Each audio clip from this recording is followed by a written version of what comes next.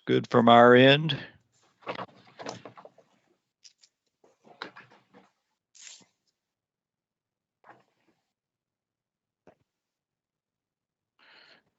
Okay, we are prepared to broadcast live on YouTube.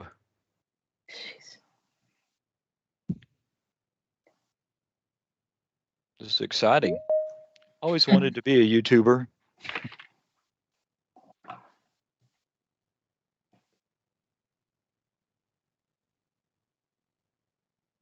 Okay, turn camera on, mute.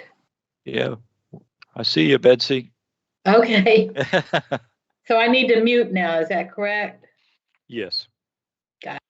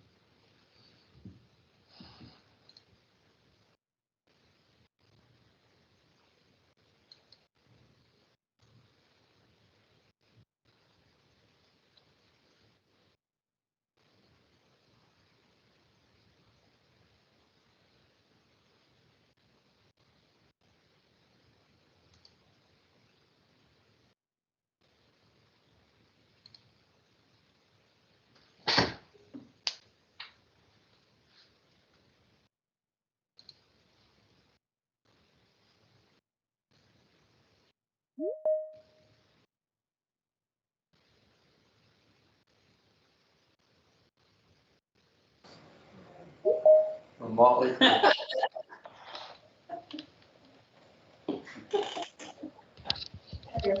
Back here. You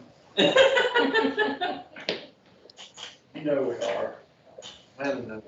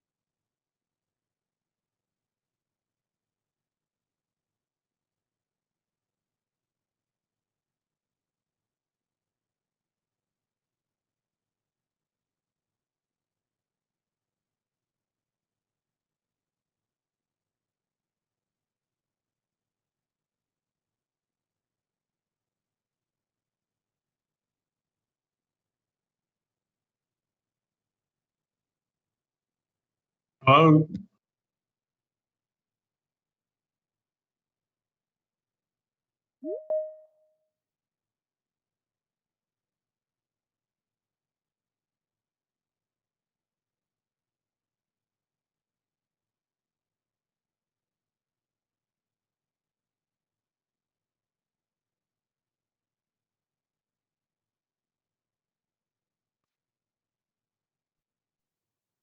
oh, Robin, if you're speaking, we cannot hear you.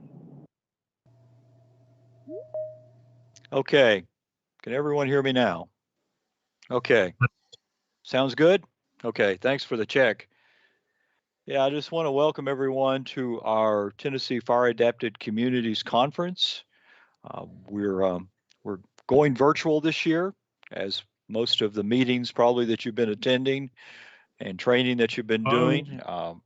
We had Robin, hoped if you're to speaking, be we back cannot hear together, you. and certainly we always enjoy coming together in Knoxville. Okay, and having a meal and getting to see each other, and sounds good, and network. Okay, thanks for the check. I think that's the Yeah, I just want to welcome primary everyone purpose that to this our conference was Tennessee Fire created, Adapted was to bring Communities those Conference. communities together that are We're, working and be able to share ideas and information. But hopefully we're getting there. Things are looking a lot brighter from our end, and hopefully for everyone. I know it's been a tough year with the COVID-19 limiting and restricting what we're able to do out there. So my name is Robin Bible. I'm the Fire Program Specialist for Prevention and Mitigation. And again, we will be introducing other folks that work with us as we go through this conference. I want to go ahead and let you know that we are recording this session, and we're going to make that available later on. Also, we are broadcasting live on YouTube. So all of you, we've got this set up where it will be broadcast, and I believe it will be also available to you to view on YouTube later on, and we'll get those links out to you as well. First thing I want to do is provide you all of our meetings and training sessions that we do with our forestry division. We always provide a safety message. And again, we want to go ahead and give you a brief safety message this morning. We're starting to get into the summertime pattern. Temperatures I know here in Nashville are warming up. We're going to have temperatures in the 90s by this weekend. So that's always a little bit of a shock since we've had such a cool spring.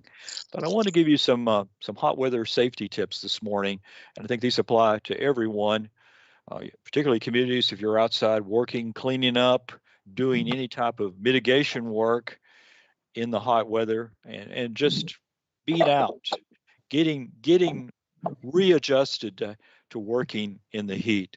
And the first one is just to stay hydrated. Drink plenty of fluids. Drink about 10 ounces before starting work, and 5 to 7 ounces every 15 to 20 minutes. If you're like me, a lot of times you just forget to drink, and particularly when it's cooler, I don't drink as much. I don't stay hydrated as much. So it's something to watch out for. The second one is to avoid dehydrating liquids. Alcohol, coffee, tea, caffeinated soft drinks can dehydrate you, and they can actually hurt more than help. Make sure that you wear protective clothing. Lightweight, loose-fitting clothing helps you protect you against the sun and the heat. And the fourth thing is just pace yourself when you're working outside. You are not going to be able to work as hard as you are at 70 or 80 degrees when it's 30, 40, 50 degrees. So make sure that you slow down. Schedule frequent breaks. Take times for rest periods and water breaks, and get into the cool. Get into a shaded area, or even get in an air-conditioned vehicle or whatever you have available to use those as cooling stations. I like to have a bandana or something that I can wet with cold water, and just the impact of that will help cool you down. And be alert to people that you're working with and yourself about when you start feeling dizzy, lightheaded. That may be a sign of a heat-related illness. Heat exhaustion, those type of things. Avoid the direct sun. Again, try to work. I like to get out and do what I can before the sun really gets too high in the sky in the summer. Find shade, block out the sun if possible. And then the last one is just be careful. Watch your diet. Eat smaller meals in the heat, and make sure that you don't get bogged down with a lot of heavy foods out there. So those are just some hot weather safety tips to go ahead and kick this off. Let me go ahead and pull up our agenda, and I will put this in the chat box for you in just a moment. But I want to kind of give you a little bit of I've got a fairly busy couple of hours here that we'll be looking at. So let me go ahead and pull that up.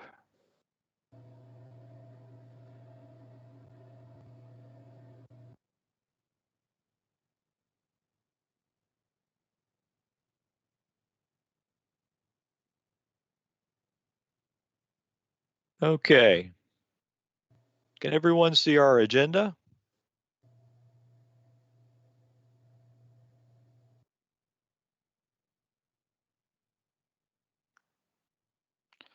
The first thing we want to do this morning is, again, we're going to be provided a National Firewise program update from Megan Fitzgerald-McGowan, who's a program specialist with Firewise USA and also with the National Fire Protection Association.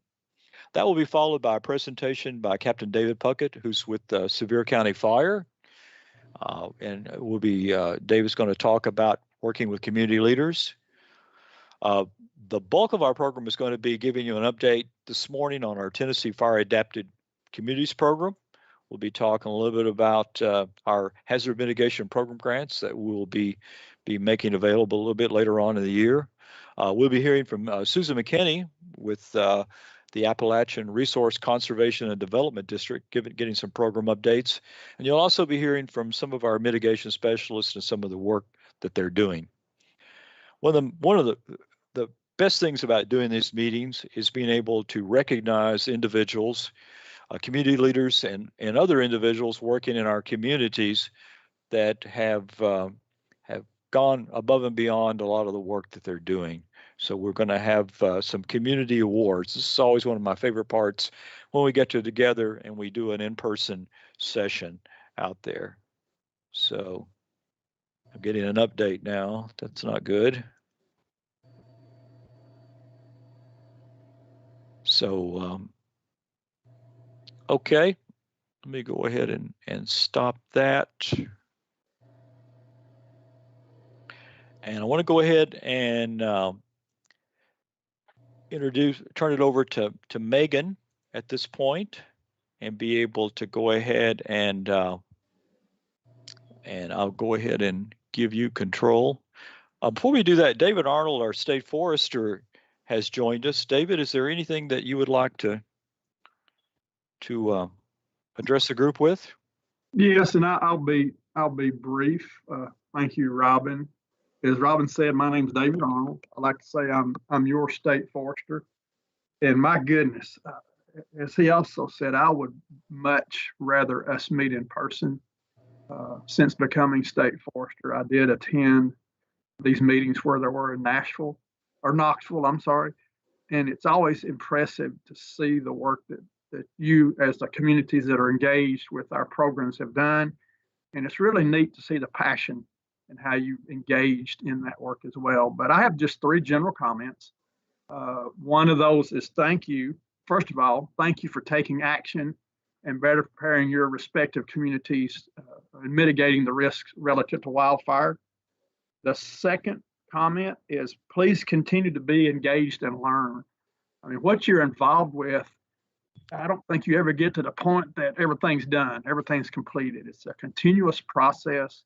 Continue to learn, continue to implement the practices that are going to keep your respective communities safe. So big continuous learner, I guess is what I'm saying. And then the third is be an ambassador and encourager for other communities to get them involved, because you have tremendous success stories to tell, and you can help encourage them to protect their communities as you have protected yours.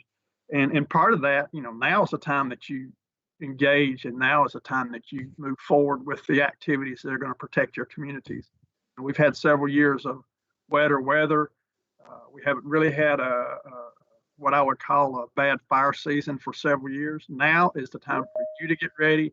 Now is the time for you to encourage your sister communities to get ready, just to prepare for the next time things do dry out and we do start having more fires. But basically, that's all I had to say. Thank you, Robin. I'm not going to be able to be here the whole time.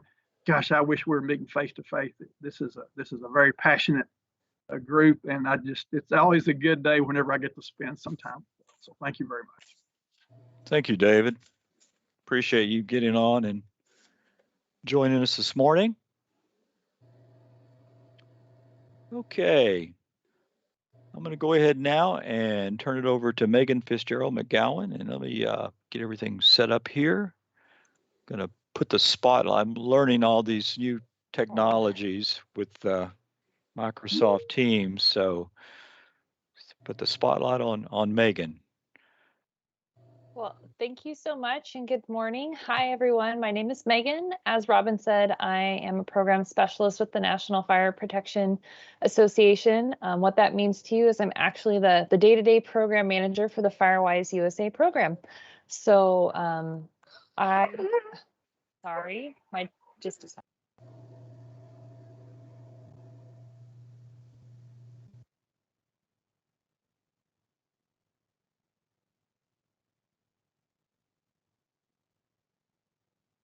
My dog was quiet all morning and chose right when I was supposed to start speaking to be super fussy. So my apologies.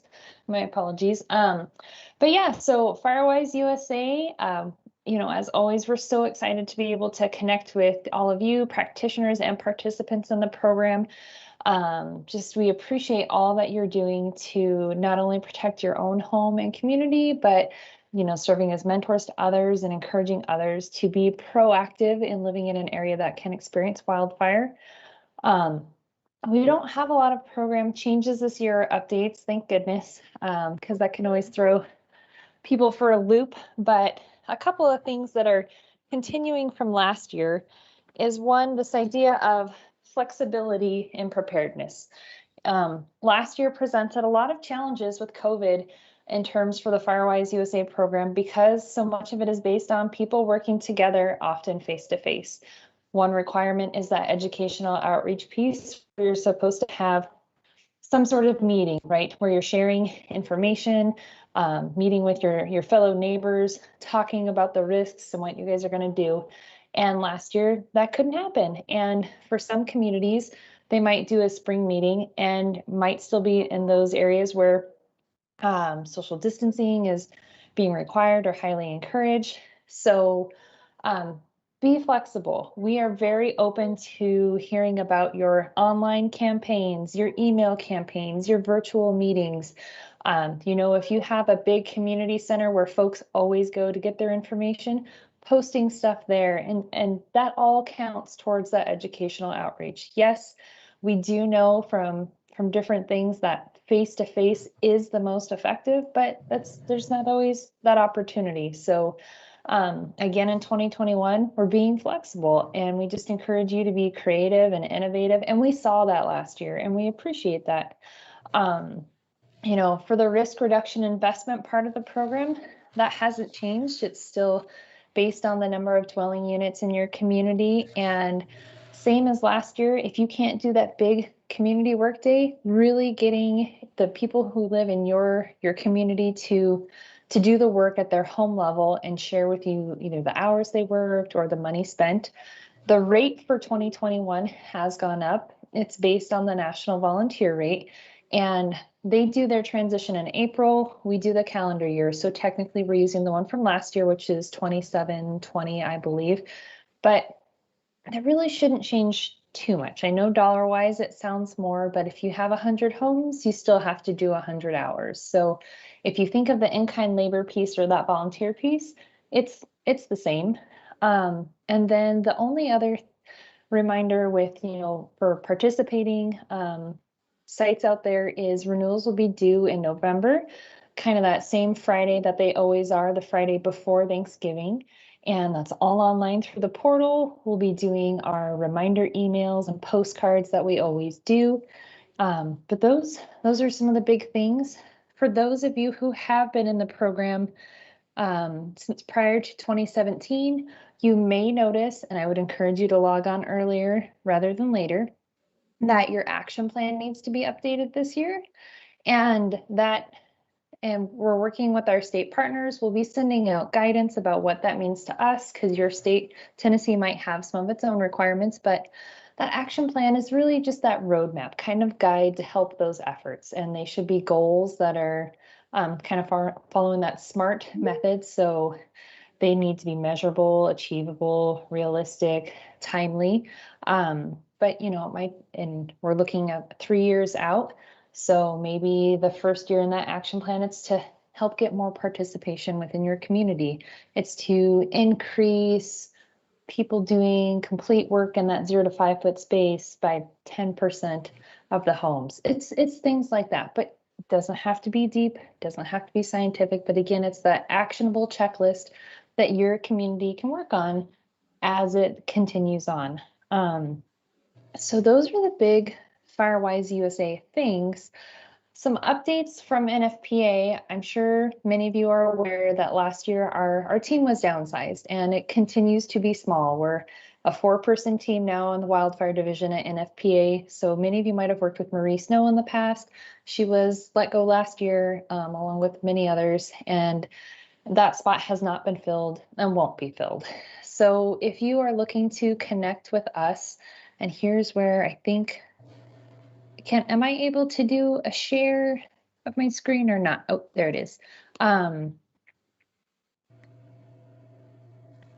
Let's see. Should be able to. Perfect. I think I've got it. Okay, good. Yes. Okay. So if you are trying to connect with NFPA, if you have questions about Firewise or Prep Day or our resources, anything like that, I would encourage you just to go to the Firewise page. So you can type in firewise.org, and that still works, and use this contact form. That will ping all of us. So myself, Lucian Deaton, who some of you may know, Aaron Anderson, and our supervisor, Michelle Steinberg, who's been with Firewise since the beginning. But with a small team and, people in and out on leave and different things, that's the best way to get a hold of us, to get someone to get back to you. So again, if you go to the Firewise landing page, just at firewise.org and scroll down, it's the contact the Firewise team form. I do know for Firewise that the staff there in Tennessee does a great job of supporting you all. But again, if there's something they can't answer, or you just have other questions, we're happy to connect with you and follow up with you. I'm trying to think of what else, I was taking a look at some of the work that you all did last year, and I think I stopped sharing, or my webpage went away. Okay. I have some different reports in the portal that I can see, but I just wanted to share with you guys how much work was being done within the communities of Tennessee last year. And it keeps popping me out of my window here. But the total investment from Tennessee, from these awesome communities you have, was close to $700,000 in terms of money spent, hours worked. And I know that that's probably a minimum of what people were doing, because we know that not everyone tells us all the details when they're filling out their annual renewal applications. And I just want to say, awesome job, everyone. And thank you so much for doing that good proactive work. We do share that type of information with our federal funding partners. So we do work under a cooperative agreement with the Forest Service, and they're always asking us about, well, how much actual mitigation is being done on the ground. So the more that you can tell us with those annual renewals, or for any new sites who are going through the process about vegetation removed, hours worked, money spent, the more it helps us share with our partners and for them to paint that picture to the head folks back in DC, because they are accountable to them for not only those grants that they set up with folks, but the work that they're doing.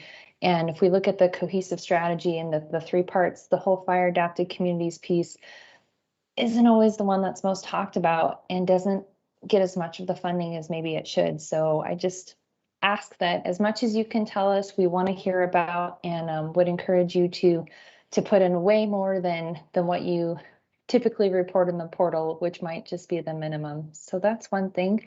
Some other stuff here at NFPA. If you are a follower of our website or our blogs, thank you. I know it can be a bit of a bear sometimes, but we did move our blogs to within nfpa.org, and just wanted to show folks you can always access them from the landing page here at Firewise. If you click on one, you can go over to it, but we share different tips there throughout the year, resources. We're always looking to highlight the efforts of our partners and participants. So if you've done something unique or you overcame this big barrier and you want to share your story, again, reach out to us through that contact page or through Robin, and we'd love to share with others. I'm working on a couple right now, one out of Nevada, and then we're working on highlighting our partner from Maine, who was recently awarded a Smoky Bear Award. But we want to tell your story, because I'm sure people don't necessarily need to hear from NFPA all the time. They want to hear from their peers, their other community, equivalents across the country, hear what they're doing, learn from them. So we are also here to help foster that, to help facilitate that. So just I'm always happy to hear from folks who want to tell me what they're doing and see how we can get it out there. But Robin, I think those are the big things, talking a little bit about renewals this year and what's expected from the sites. We'll be communicating through email and all of that. But if there's any questions from you or that anyone has, I'm happy to answer them. Thank you. Does anyone have any questions for Megan? Just remember to unmute yourself, or you can also throw those in the chat box. Chat box is the little call out box up at the top of your screen.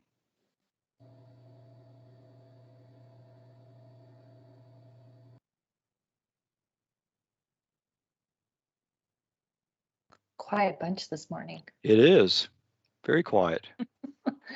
Well, and that's okay. Oh, I see. Looks like there's a hand raised. Yes. Go ahead. This is Betsy Smith with Saddle Ridge in near the Smoky Mountains. How trying to get hours worked from the community members. I developed a short survey that I send out through Google survey forms to our list. And it sort of works and it sort of doesn't. Is there any other community using something electronic, some form where, you send them, we send it every 2 months. We don't want to flood them with email to help collect. And it's the same members respond. It's not perfect, but is there anyone else doing something like that? Yeah. We've had some different areas do similar things, whether it's a Jot form or a Google form, maybe that they're using online, that they'll create to kind of match what the risk reduction investment section looks like. And they'll email that out, and then they have it actually feed into an electronic spreadsheet, like a Google sheet. So then those hours are automatically populating in there. I will say we're in early stages, and this has been on our radar for several years. We're just trying to figure it out. We're hoping to do a pilot in California with an area that's got a pretty robust form and participation. Started with folks who are contributing. So we're going to do a pilot with them to see if we can get it to actually feed into the portal, and fingers crossed, if something like that can go well, then we're hoping maybe next year we can put that out further to everyone, because we recognize if you're managing a site, that can be a lot of work trying to get those hours and tabulate them. So are you having yours fill into a Google sheet, or you Oh, just? yes, it's as automated as I can get it, but Mhm. it's not my strength, Yeah. but it works, and I don't get enough input that I'm overwhelmed, but I'm glad to hear that you all are working on something like that. We are. I think it's been a dream of part of the team at Nfpa for a while. How can we get the crowdsourced data more easily into the portal to help out those resident leaders? Because we know it can be somewhat of a burden. So yes, sorry it's taken so long, but we have heard that call, and we're really trying to test and get some things out there. Thank you. And on that note, for any of you who are in the portal using it, we make updates throughout the year, and we're always looking for input. There's things that we see as like, oh, this could be improved for the user experience, or maybe we've noticed this is kind of clunky, but if there's something glaring to you that just doesn't work, or if you think we're missing something that should be added, again, connect with us. You can always give feedback to Robin or to other staff, but we want to hear that, because the whole idea of the portal was to take our paper program digital and to make it easier for everyone. So feedback welcome.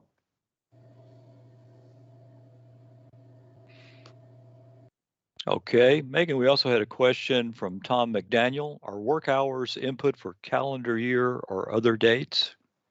Yeah, if you have been in the program, so if you're working on like a renewal application, that's typically based on the calendar year. I know that we do in our renewal cycle in November. So if your community typically hosts something in December, you can always reach out to us, because we do allow for extensions. Or you could take that December activity into the next renewal application. But we really try to keep it calendar year, just all because that also ties into how we report our numbers. But if you're like a new site who's working to become a Firewise USA recognized community, you can go back probably a couple of years. We allow up to like 24 months, maybe longer, just because we know it can take time to work through the whole process of doing the assessment and the action plan, and just getting folks together to rally around the idea. So it's both, but it depends on if you're new or renewing.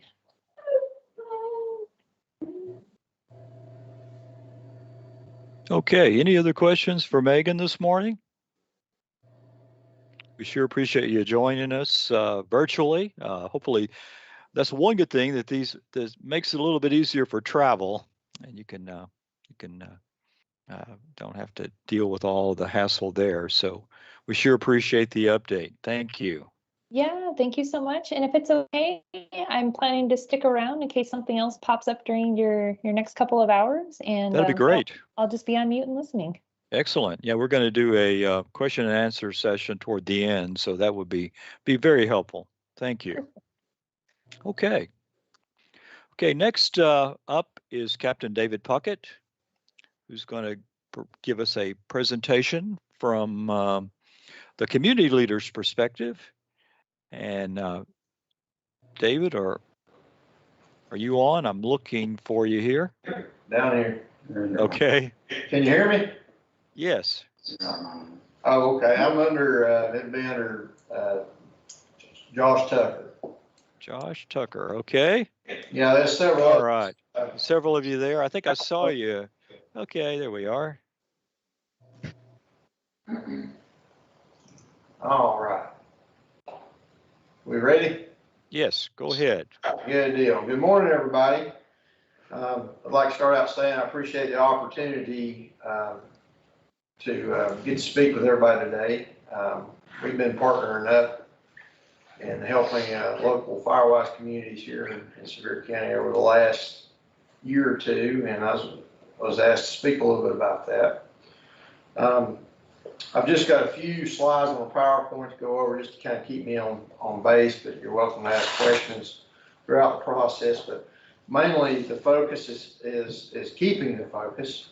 So many times, once we have become an established community, over time, we as community members and chair people change out, we lose the focus of our main goals. And so a little bit about myself.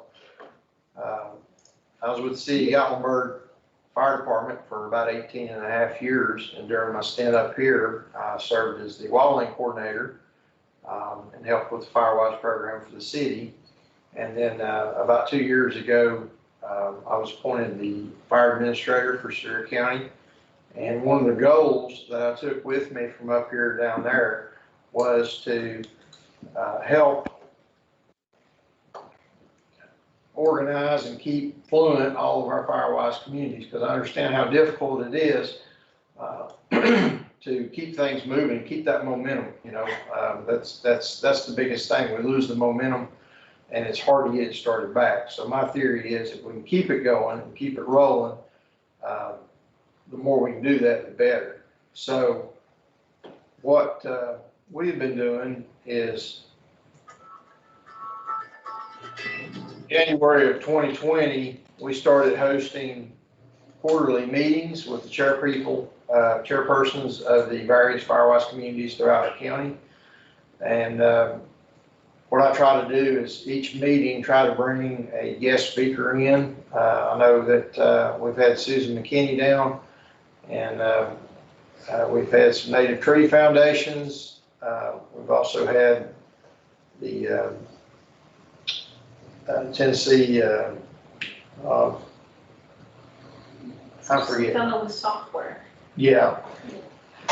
Anyway, we've had several different groups come down and speak that can give some insight, and at the same time, each one of those communities can give updates on where they're at and what they got going on, schedule events, and that's been a really good thing to where, you know, I know last year Chalet Village done their Smoky Bear celebration, the birthday celebration, and we kind of all got on board and helped with that. So the communities are able to build upon themselves and see what works and see what doesn't, just to keep that momentum going. Let's see here, we go to that. Some of the other things that these meetings we've been able to accomplish is anytime we get someone, a member of a community that is not part of the Firewise program, that is interested in the program, we always, you know, try to foster growth and interest in the program, and invite them to come to these quarterly meetings so that we can put them in contact, and they can listen from other communities to see the successes they've had and how they've overcome some of the hurdles and things of that nature. It's a really good communication event between these different communities, and something else that some of them have started doing is kind of co-op with other communities. Some of the questions that we've had is, you know, hey, I only have 2 or 3 people in my community that are able to, you know, help with this, and you'll sometimes get other people from other communities that will volunteer their time, efforts, resources, and they kind of help each other out in that aspect. And I think that's just a tremendous thing for us to be able to pull together under that common effort and common cause. I know that, you know, we've not been able to have our meetings like we wanted to over the last year. It's been rather difficult due to COVID. We started getting them off the ground, and things started going really well, and then they kind of come to a screeching halt because of that. Because, you know, even though the meetings, like David mentioned earlier, even though, you know, these meetings are good, I'm a face-to-face kind of person, and I really like to have those meetings in person. So I'm hoping here, as some of the limitations has been lifted, that this fall I can start back with those quarterly meetings again and get back to getting our guest speakers in there. And that typically was kind of what we were doing as people come in and they had questions and they had growing problems. We're typically going to try to go out and find speakers that can help with that matter, just to give these communities the resources that they need to keep that motion. Also, I can mention that, we've been implementing the Firewise education into a lot of the handouts and stuff for the school system, trying to get them into the cabins through our emergency magnets program that we got there. And there's anytime we go out and do inspections and things, we try to implement that in there. I know that we've also, Kevin Nunn with Pitchfork and myself has had opportunity to do some outreach with some of the UT classes and do some presentations there. And, we're trying to reach the children on a younger age as well, because they typically will pick this up and run with it well. But that, for the most part, that's kind of what we've been doing here in Sevier County, trying to tackle it, not individually, but as a group. And it's proven to be successful, and we're going to try to continue to keep doing those quarterly meetings and keep that momentum going, so that we don't lose it.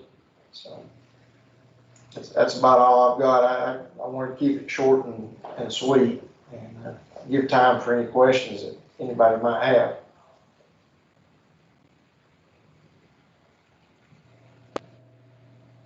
Okay. Thank you, Captain. And is there any comments for David? Any questions at this point?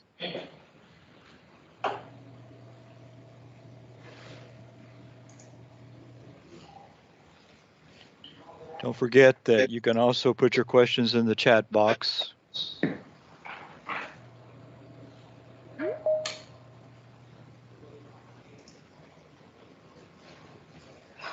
Got a good view, you guys, there this morning. Okay. Anybody else in your group want to talk? I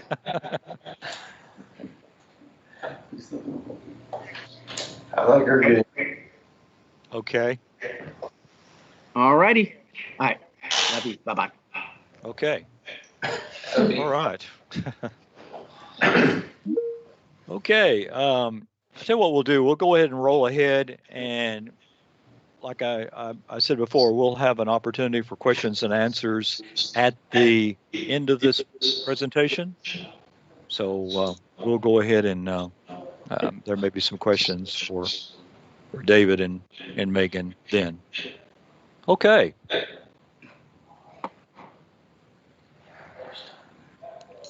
Okay, let's move on. Next thing on our agenda is talking about Tennessee Fire Adapted Communities updates. And I'm going to go ahead and share my screen with you.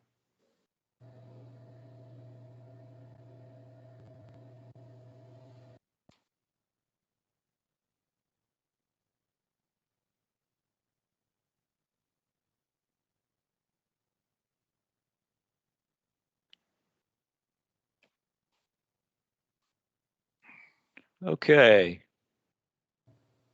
Can everyone see my screen there?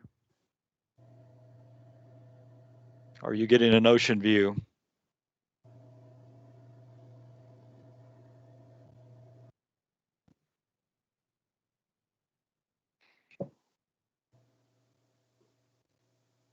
My computer is trying to update.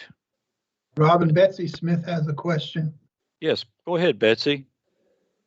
Sorry, I must have clicked the wrong button. Sorry.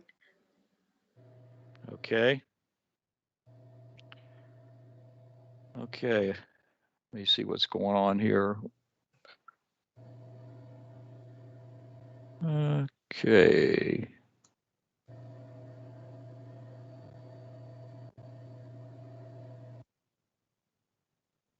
Windows keeps closing my apps here.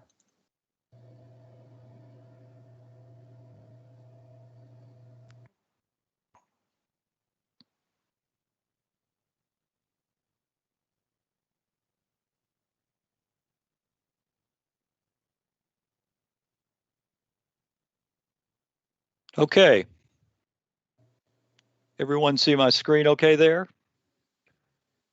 Looks good, Robin. Okay. Ooh, this is weird.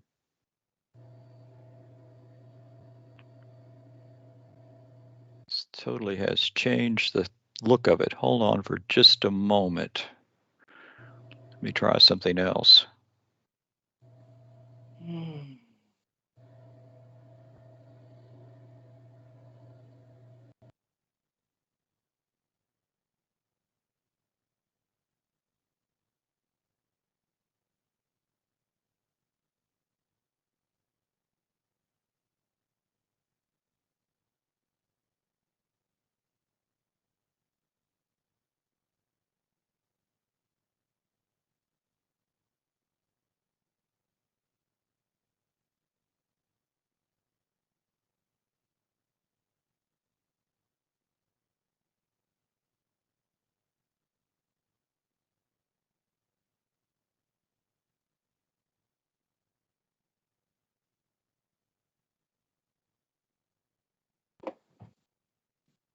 Okay, we're coming up. I apologize for all of this. Windows decided to do a bunch of updates just as I was getting ready to close my presentation. So let me see what we got here.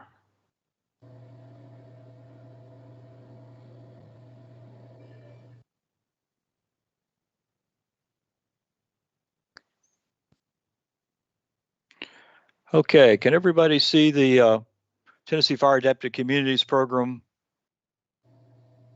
screen? Yes. Okay. Okay.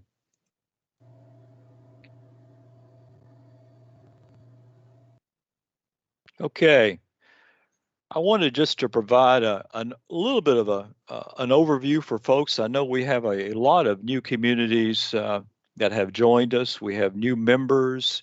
So I wanted to kind of back up and provide a little bit of introduction to our Fire Adapted Communities program that we have here in Tennessee. So I want to provide a little bit of information about what that means, what that entails, and all the components of a Fire Adapted Communities program.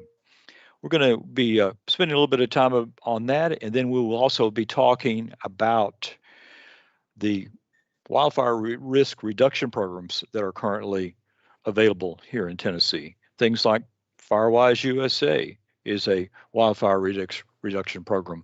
But we also work with other programs called like Ready, Set, Go, and several others that are out there as well.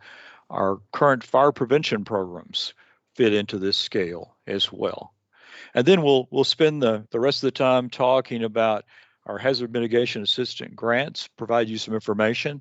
And then following my presentation, Susan McKinney with the Appalachian RC&D will be on as well, because we have partnered with RC&D in that.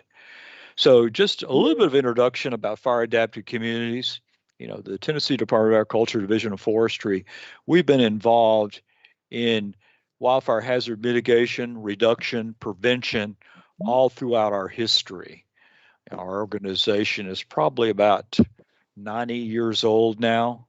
We're quickly moving toward our centennial anniversary, but we have certainly wildfire prevention and those type of programs, protecting communities, protecting resources, have been a very important part of it.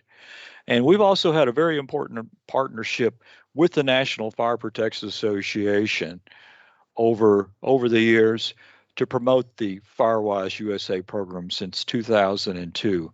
I remember back in 2001, I attended the very first Firewise workshop that was ever done in the South in Atlanta. And we actually did a National Firewise workshop here in Nashville back in 2003. So we've been very involved with the program over the years. When we talk about fire adapted communities, you know, what are we really talking about that? And that's become more of an inclusive word, phrase, terminology that we use.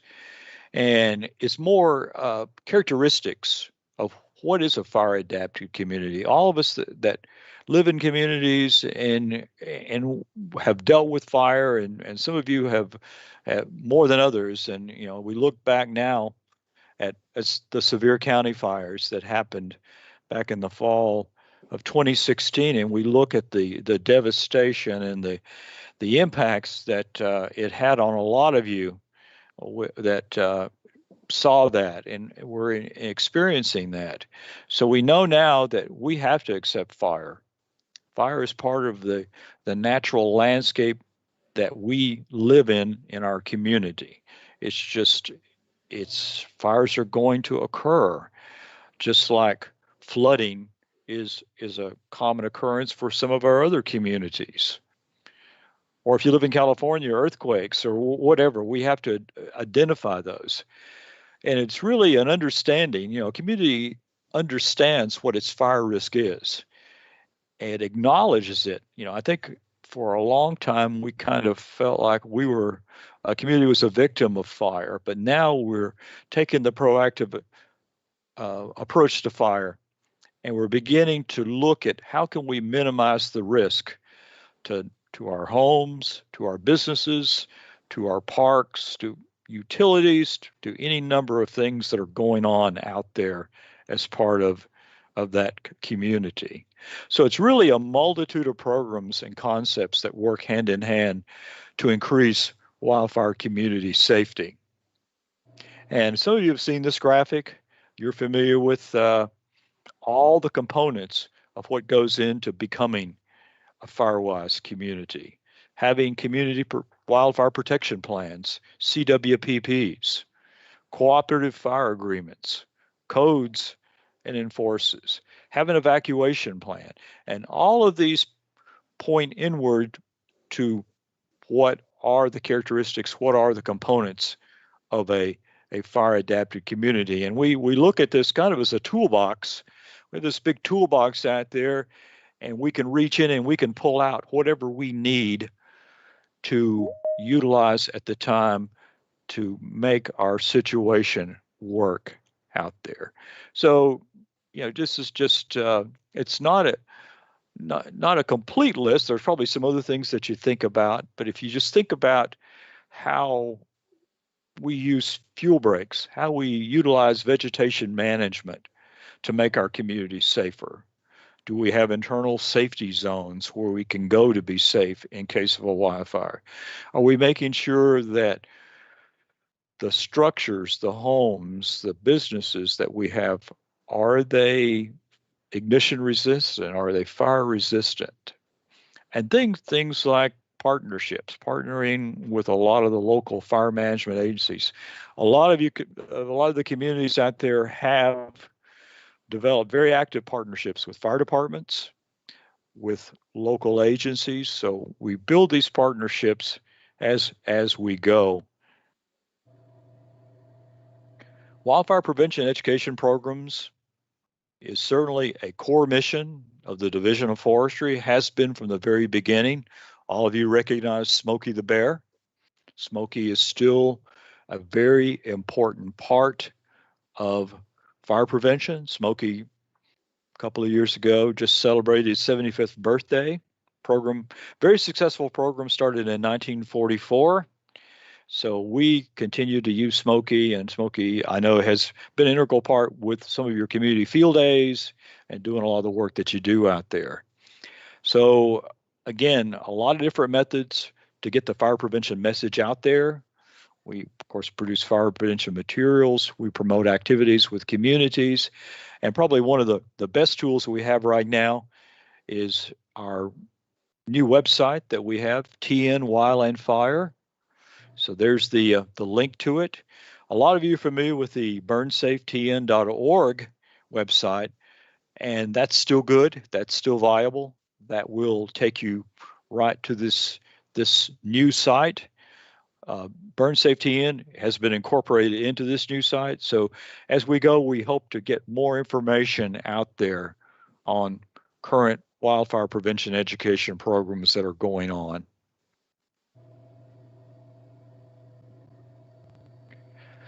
One of the main sources of wildland fire throughout Tennessee is debris burning.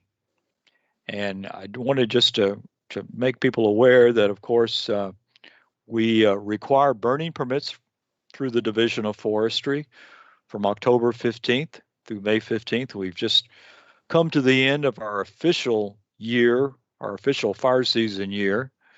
So again, being able to get a permit, and the information on getting permits are found on www.tn.gov, TN Wildland Fire. Again, you can get a phone permit, you can get an online burning permit. So there's a lot of good information, and a lot of you are aware of this program as well. And again, here are the two websites that we do use to get information out and provide information to the public: burnsafetn.org and tn.gov Wildland Fire. So those are very important for us. A couple of wildfire risk reduction programs that the two major programs that we work with, of course, are Firewise USA and Ready, Set, Go. And again, they're incorporated into our statewide fire adapted communities program. And Firewise USA has been a very important part of our program for many, many years. And again, those risk reduction principles, we promoted the program. But as you saw in the fan, as other programs have come into being, again, it's a major component, but it's not the only component out there. Firewise USA continues to be a unique opportunity for all of America's fire-prone communities. And from the very beginning, in all the years that I've been involved with the folks at Firewise, I always appreciated that proactive approach that Firewise takes to help you prepare your home, your property, your community for a wildfire before it occurs. Great thing about Firewise as well, it's easily adapted to different locales within the U.S. It works just as well in California as it does in Tennessee.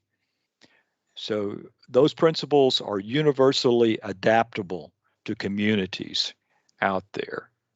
It also provides a collaborative framework for networks to reduce their wildfire risk at a local level. It pulls people together to collaborate, to share ideas, to look at the program. It gives them plans, it gives them actions that they can increase their home's chances for surviving a wildfire. I also have always appreciated the aspect that Firewise takes, being involved with the National Fire Protection Association.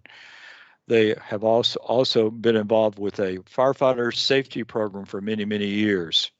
They came out with a training session a few years ago called, Wildland Fire Safety for firefighters in the wildland urban interface. So making sure that firefighters are protected when they're out there dealing with these communities and protecting these communities.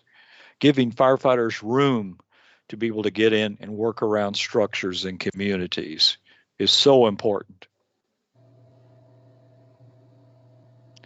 So essentially what you have with Firewise, again, you have a collaborative effect. You have wildland fire staff coming together with the community to be able to provide information and working with those communities. And again, here in Tennessee, we have a large group of federal, states, and local agencies. Certainly local, you have that community fire department. You've got that, a lot of times it's that local volunteer fire department that's available out there. You may have federal land, such as national forests, national parks, that are able to partner as well. It gives the communities responsibility to be able to assess their own risk and develop, identify, develop, and implement solutions to what is going on out there as well.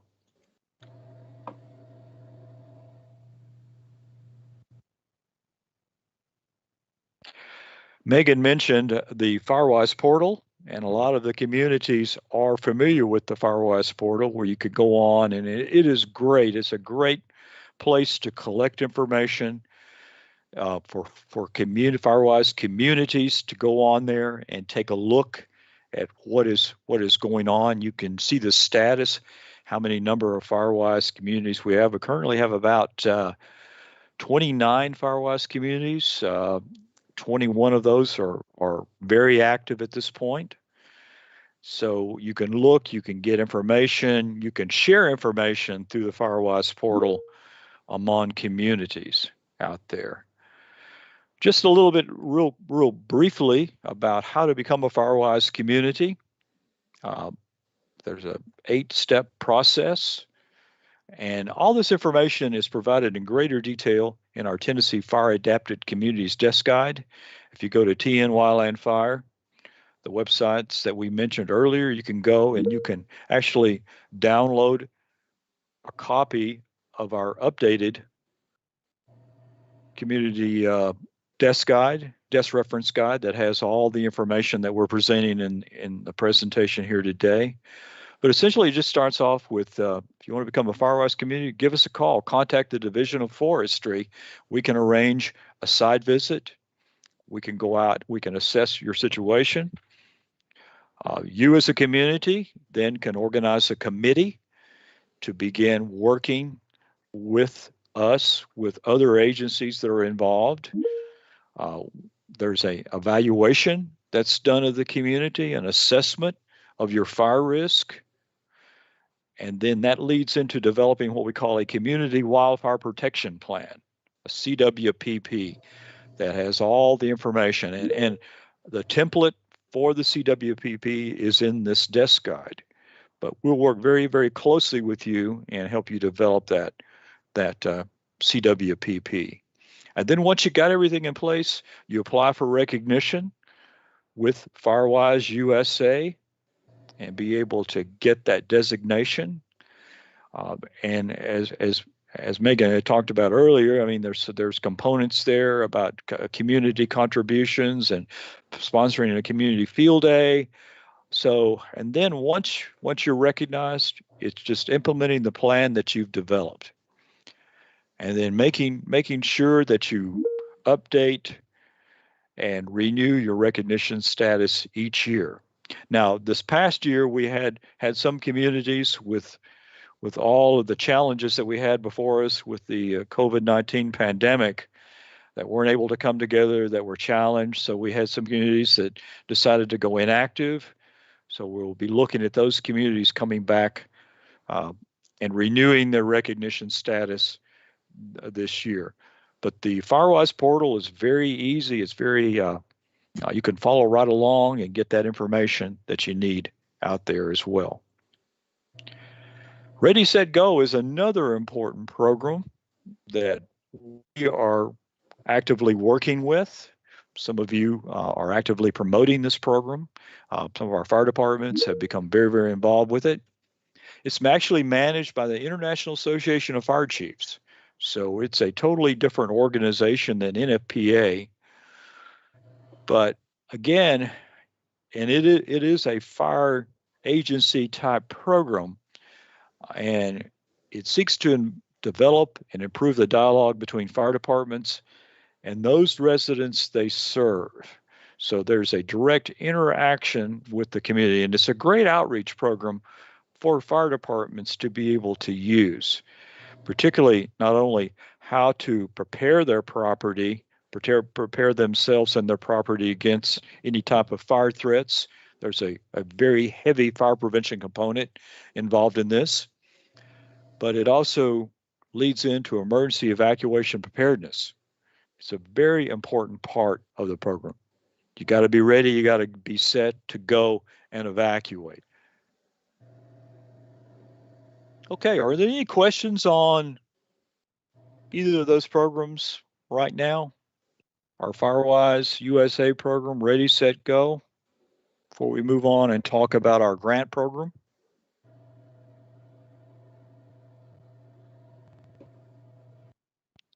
Let me take a look at my chat box just to make sure.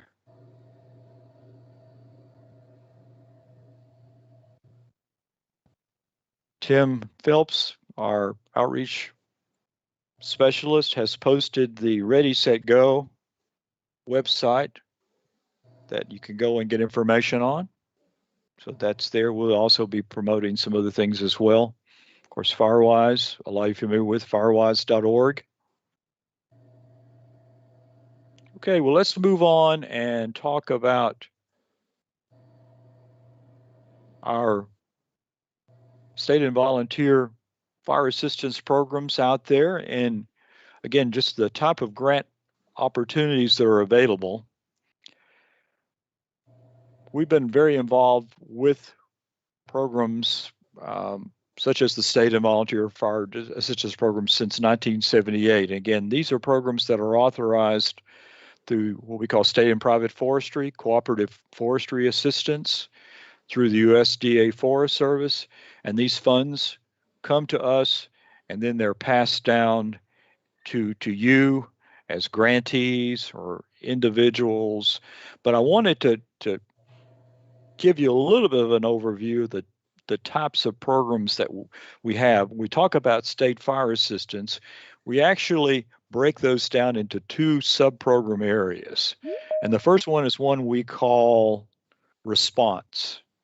And it used to be called preparedness, but response is now more of an inclusive word to deal with a lot of the firefighter side of what we do. We provide funding to support our firefighters, to promote firefighter safety, training, increase our capability to respond as a fire response agency.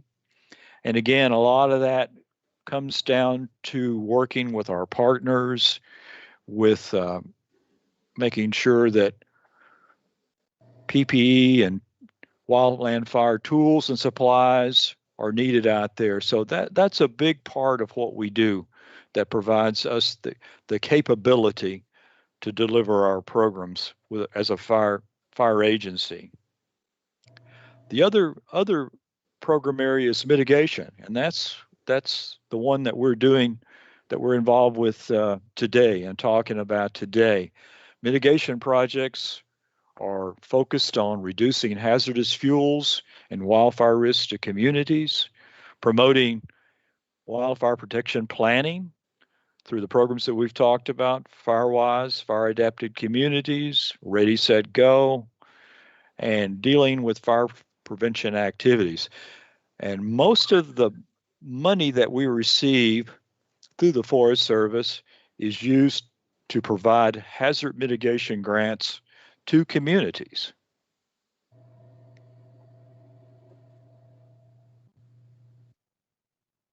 We also have another program that some of you work with, and I did want to mention this as well. We have a volunteer fire assistance program we are involved with, and those funds have been used for many, many years to equip and train small local fire departments in rural communities. They generally serve a population of less than 10,000. And fire departments that serve a population of less than 10,000 are eligible now to apply for what we call our VFA wildland fire suppression kits. And we're in the process right now of acquiring. We awarded 75 wildfire suppression kits to fire departments all over Tennessee, and we're in the process of getting those kits. They've been ordered, and they're in the process of getting those to the fire departments when they come in. Essentially, they're made up of tools, PPE, other supplies, and they're valued at roughly $3,000 per kit. We used to give grants to individual fire departments, and some of you that have been involved with fire departments may even have received a grant from us in the past. So I do want to mention this because we will be doing another round here later on this summer. So if you work with fire departments and you have a fire department that may be interested in obtaining a fire suppression kit, we would urge them to apply. Only requirement is they have to be legally organized as a fire department and have a current memorandum of understanding with us to be able to be eligible for that.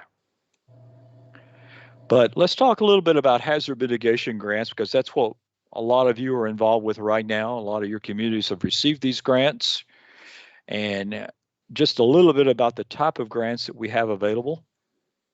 A lot of communities, when they're first starting out, they need a little bit of financial help. So we've developed what we call startup grants. Yeah, go ahead. Somebody have a question? Okay. So really the intent of the startup grants is to assist the communities and help them defer some of the cost of the work that they're doing, because there is a cost in developing their community wildfire protection plan. So again, sometimes it's meetings, sometimes it's producing materials. There's there may be some limited amount of work. It doesn't really involve the on-the-ground mitigation activities. But the great thing about this grant is, we normally have a grant period every year, usually April to September, where people sign up. But this grant can be applied for any time of year. We may have a community come available and want to go ahead and get started. They can start this grant and get this money just about any time of the year. And then our hazard mitigation grants, they are used for a wide range of hazard mitigation activities that support our strategies. And again, they work with hazard fuels reduction, buying tools, sponsoring field days, any number of things out there. The maximum amount that a community can apply for is $20,000. Of course, that's dependent on our funding that we receive every year from the Forest Service. Subsequent grants, a community can reapply for another grant, but they can only apply to up for $10,000. And again, that's all. Grant applications are reviewed by us and submitted during the grant period. Had a hand up from Mark. Did you have your hand up? Yeah, I did. Thank you for responding. The grant before the startup grant, I take it that's only for communities that are just starting up, not for communities that have already been approved, correct? Yes, that's correct. Okay, great. Yes. And then the other thing I just wanted to let you know, it looks like there's guests waiting to join from the lobby, so there's people waiting. Okay. So yeah, I'm trying to get people. Okay, trying to get people in as they come. So hopefully we've got everybody's been admitted. Let me make sure. Let me just double check. Hopefully we got everybody in that was waiting. Okay. So again, and I know Susan McKinney with RC&D will talk a little bit more of the process, because we have again, we contract with the Appalachian RC&D Council to manage this program for us. So we'll be talking more about the criteria here in just a moment. And then we have another grant, which is we created kind of to fill in the community education component for communities. Any community that has a current approved CWPP with a current action plan can apply for a community education grant. They can use it for such things as mailing, copying, printing, meetings, refreshments for meetings, education. And again, that is a $500 grant annually that can be done. Now, I want to point out that communities cannot receive a hazard mitigation grant and a community education grant in the same year.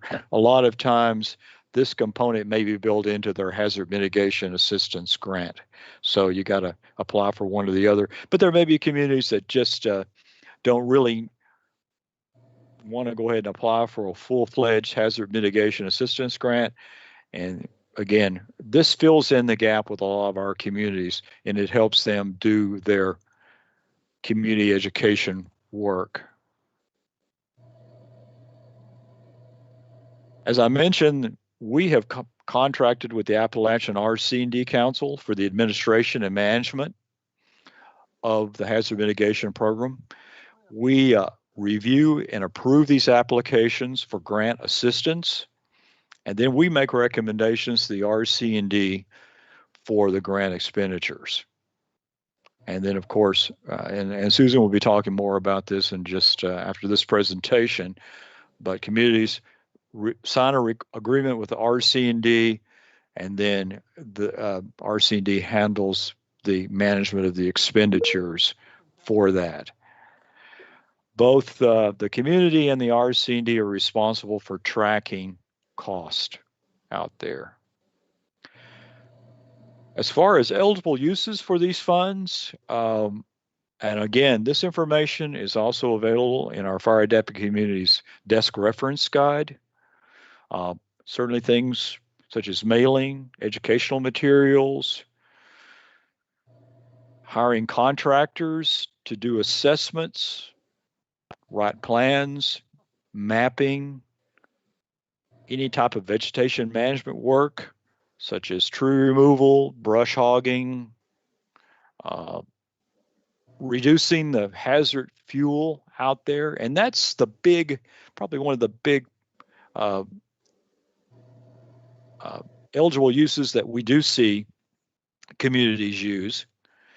Purchasing equipment, chainsaws, blowers, mowers, hand tools, safety-related PPE, chaps, goggles, hearing and face protection. This all helps the community go forward and do the work that they need to do out there. Things like widening cul-de-sacs and turnarounds, being able, again, to give firefighters room to come into the community to be able to work. We see a lot of communities every year use funds to replace maybe wooden signs that are easily destroyed by fire, to fire-resistant signs, post and installation cost, dry hydrants, gate construction, leasing equipment to be able to do what you need to do out there, building materials.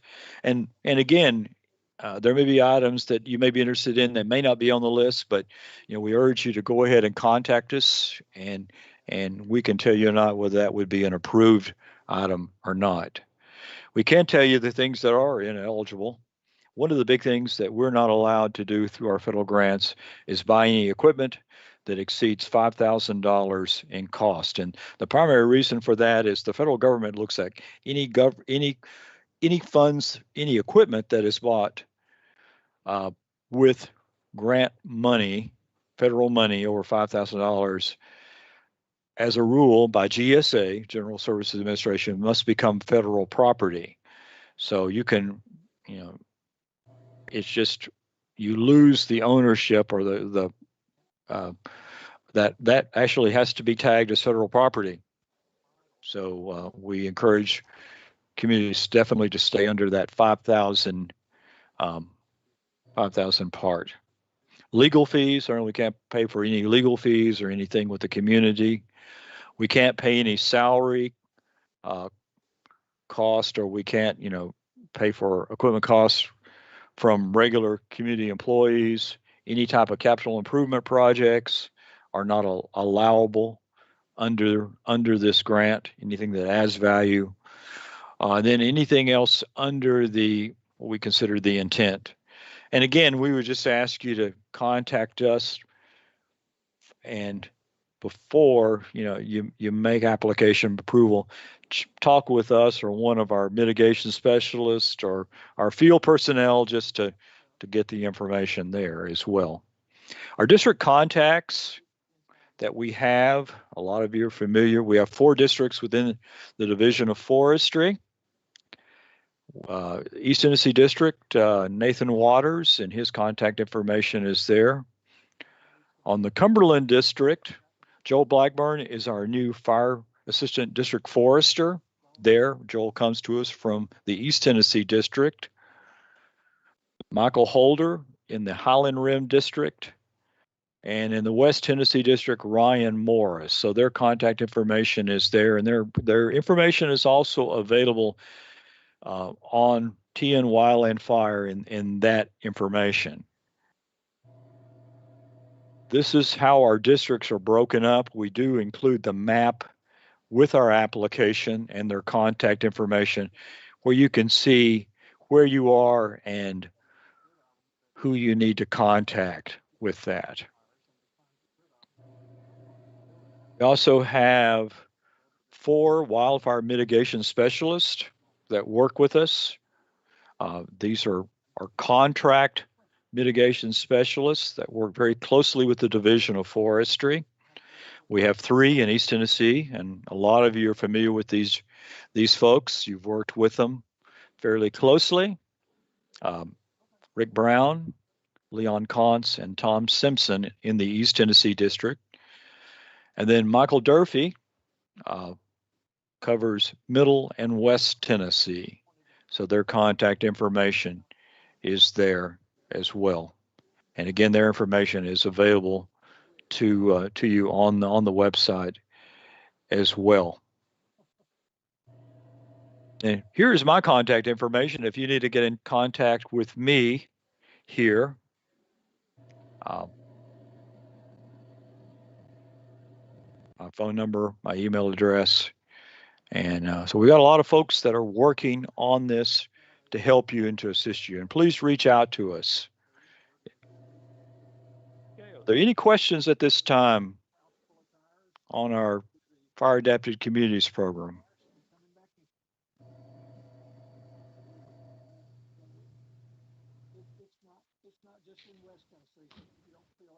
Robin? Yes, go ahead. Hi, Michael Doof, Pond Hollow. First of all, thank you for an excellent presentation. And I was asking if there's any way we can get copies of these slides, as we have a biannual meeting, and the next one is going to be on the 5th of June. And we also invite Reagan Springs, which is a small community that joins us. They are trying to get with Firewise, but they don't have that many residents or structures. It's about 200 acres with just 3 people living in it. So we invite them to this. So it would be very helpful if we'd be able to get that information. It would help me be able to share the information in a very informative manner that would, help them understand it. Yes, definitely. Definitely. Thank you. We'll get you copies of the presentations that we've had this morning. And also, again, this meeting is being recorded. If you would just like to, have that available as well. Okay, Hey, and Go ahead. Robin, how would I get a copy of that recording? Would that be just going back onto YouTube and pulling it up? I believe you'll be able to get it from there, but I will also send out the link as well. And that may be the easiest thing to do, is send out the link with the presentations to where you can go and get them. I think that we, and Tim may be able to answer this, who's on our call this morning. I believe we can actually post these on tnwildlandfire.org, can't we, Tim? I think that's a possibility. Hey, Robin, this is Tom. Yes. The only number that you've got showing on your slide is my old office number in Sevierville, and that number is no longer existent. Okay. If you're going to send this slide program out to others, we need to correct that before it gets sent. Okay. Yeah, thank you for pointing that out. Okay. Yeah, we'll get that corrected and get that information out to as part of this presentation. Robin, Jill Vanderhook has a question in the chat box. Yes, go ahead. Jill has a question. There's a homeowner who lives right outside of Cherokee Estates. His home is on top of the ridge, is looking to build a firewall. Is there someone he may contact to see if he could get a grant to help him in his expense? Sure. He can contact any of our hazard mitigation specialists there in East Tennessee. You can also contact Nathan Waters, who, and Jill, I think you probably have their contact information to start with, to take a look at it and see what his needs are. I'm just not sure if that we'd be able to administer a grant, being that might be a capital improvement project, though. You would have to look at it and see what the intent of it was, and being outside of the community might be an issue as well.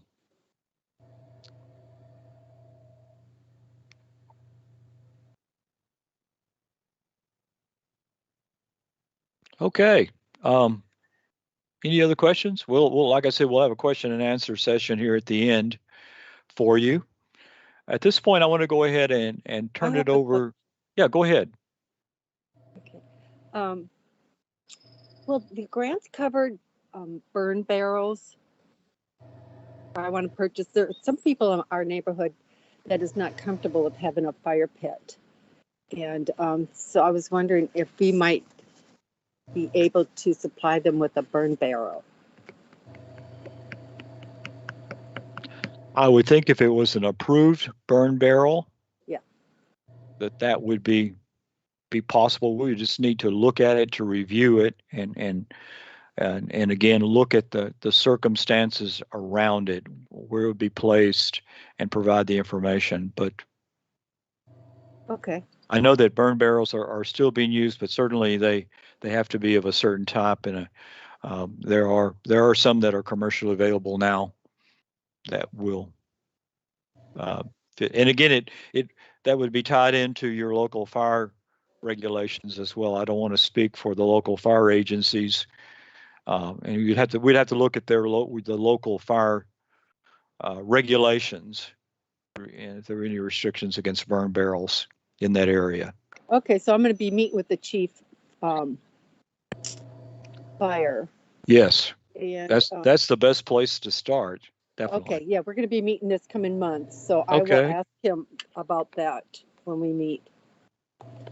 Okay, and one other thing, how about can we also use our grant to buy a portable mic and speakers for this event? I am realizing there's more. We're getting older, I guess, in this neighborhood, and people are having a hard time hearing. Yes.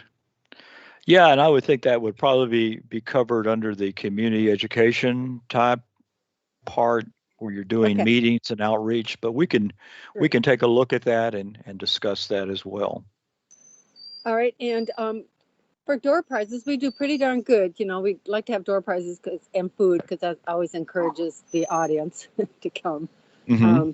So are we able to buy like actually food certificates or with our grant money? I don't think you can actually buy food certificates. Now, one thing that we've done in the past is some of the communities have given away hand tools or something that could be utilized by them that would be directly impacted. So going with hand tools like pruners and whatever, that would probably be a better choice, because that would be directly impacted. That's great. Yeah, that way that it comes back, it's something that's directly related to the hazard mitigation side of it. But those are all things too. I know there's a lot of special circumstances and areas, and we just asked to review those and take a look at them. We actually have a little bit of a group here that looks at those and determines the best use of the funding. Okay, and if I could ask one more question about the portal. I came in late, so I don't know if you covered the portal, but I am confused when I look at our personal portal. And, it says that our risk assessment is due in 2024. But then they're down at the bottom, it talks about, because it was completed in 2017. And I believe that's our protection plan, our community protection plan. Yes. So Cody Lamb was here, and he did some kind of assessment, and he was telling me that part needed to be updated, and so that was ready to be updated. So I'm just kind of confused in understanding what parts of these plans are due when. Okay. Is Megan, is that something that you will you want to address with the portal and some of the components there? Yeah, I can talk to that real quick. So when any site logs in, is this Jill that was asking the question? Yes, Yes. it is. What's the name of your community? Chelaqui, CHELAQUE. Got it. Estates. Okay. Okay. So when you log into the portal and you scroll down and you see that, yes, your risk assessment, the next one is due in 2024, and the action plan is 2022. That is the update cycle we put in. I guess it kind of went live in 2018. And that's looking at the Firewise program. Those action plans need to be updated every 5 years, the risk assessments every 5 years and the action plans every 3 years, just because those action plans should be like actual goals that you're working on each year and kind of checking off and adding so that they're live documents. And it could be as simple as just reviewing with your Firewise committee, because each site's supposed to have a committee with, active residents and your local fire folks, whether it's the fire department or someone from state forestry. It could just be reviewing and saying, yep, everything here is still good. And then you just kind of put some sort of timestamp on that document and re-upload it. Or, let's say that your original assessment, and this is why we put the requirements in there. We have participants that have been in the program since 2002, and then coming on board since that time. When we moved into the portal and became digital, we don't have copies of those. And even some of our state partners don't have copies from some of those older communities. So it's really just to help that community relook at what's going on and just make sure that they're still working towards things they should be focusing on, or if that risk has changed because they've done so much work. So it doesn't have to be super in-depth. It can be as in-depth as your state needs it to be. The assessments are on the 5-year cycle because we know some communities use the CWPP, and in some states that CWPP is the wildfire portion of their county hazard mitigation plan. That's not how it is nationwide, but when you're running a national program, it's hard to account for each state. But it was to align it with some sort of cycle.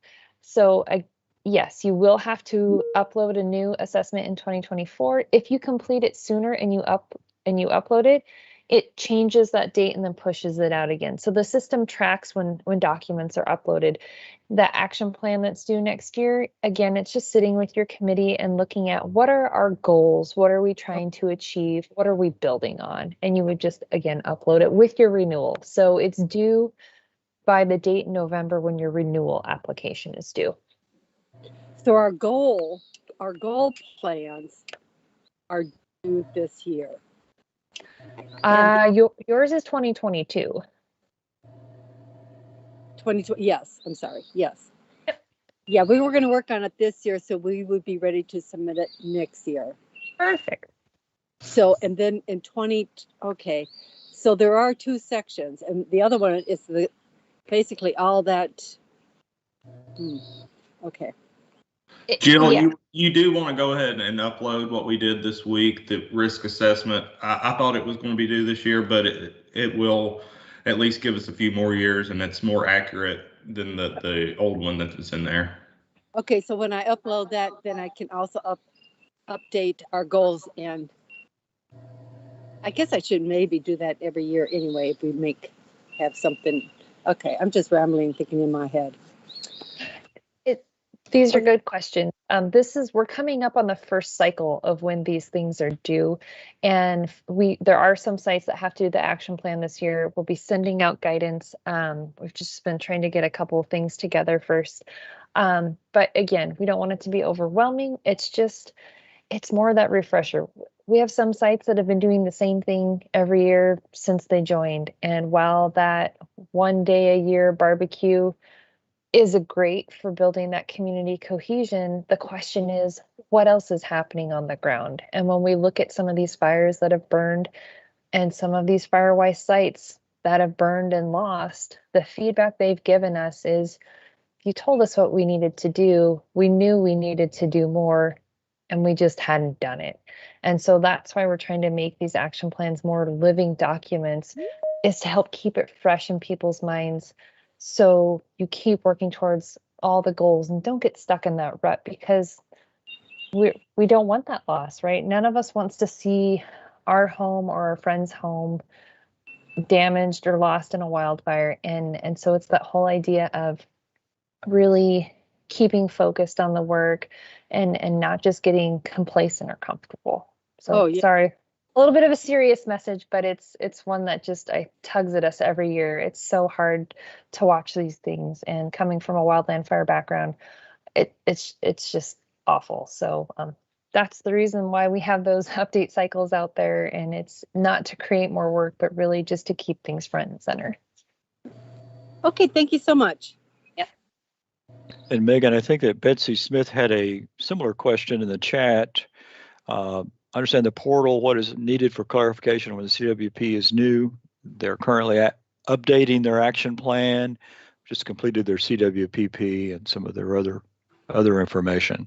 Yeah, so I don't know if within your state, Robin, if you guys have like a CWP update cycle, but whenever you reassess a plan or an assessment, that works for us, and you can upload it to the portal. So it doesn't have to be on those years that it says in the portal. Those are just the, hey, by this date, please take a look at what you have and give it a look and an update if you need to. Okay, thank you. Okay, well, let's go ahead and move on, and I'm going to turn it over to Susan McKinney with the Appalachian RC&D Council to provide some program updates from the RC&D. Hey, good morning. I'm going to hopefully share my screen here.